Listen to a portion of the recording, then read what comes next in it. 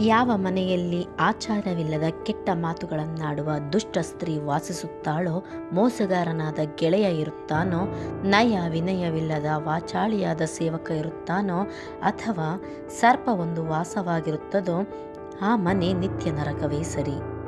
ಮನೆಯೊಡತಿ ಎಂದರೆ ಲಕ್ಷ್ಮಿಯಂತೆ. ಆದರೆ ಈ ಮಹಿಳೆ ಸದಾ ವಟಗುಟ್ಟುತ್ತಲೇ ಗಂಡನ ಮೇಲೆ ಯಾವಾಗಲೂ ಹರಿಹಾಯುವ ಸ್ವಭಾವದಲ್ಲಿದ್ದರೆ ಆ ಗಂಡನ ಬಾಳು ಗೋಳೆ. ಇದು ಪತಿಗೆ ಮಾನಸಿಕ ಹಿಂಸೆಯೇ ಆದೀತು.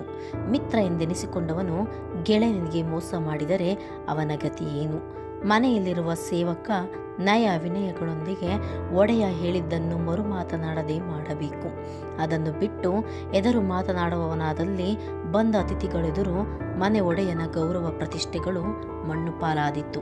ಸರ್ಪವೊಂದು ಆ ಮನೆಯನ್ನು ತನ್ನ ನಿವಾಸವನ್ನಾಗಿ ಮಾಡಿಕೊಂಡಲ್ಲಿ ಅದು ಯಾವಾಗ ಬಂದು ತನ್ನ ಮೇಲೆ ಎರಗೀತು ಎಂಬ ಭಯದಿಂದಲೇ ಇರಬೇಕಾಗಬಹುದು. ಈ ನಾಲ್ಕರಲ್ಲಿ ಯಾರೊಬ್ಬದಿದ್ದರೂ ಕೂಡ ಆತಂಕ ಭಯಗಳಿಂದ ಮನೆ ಒಡೆಯ ಸಾವಿನ ಹತ್ತಿರವೇ ಮನೆ ಮಾಡಿದಂತೆ ಎಂದು ಚಾಣಕ್ಯನ ಅಭಿಮತವಾಗಿದೆ.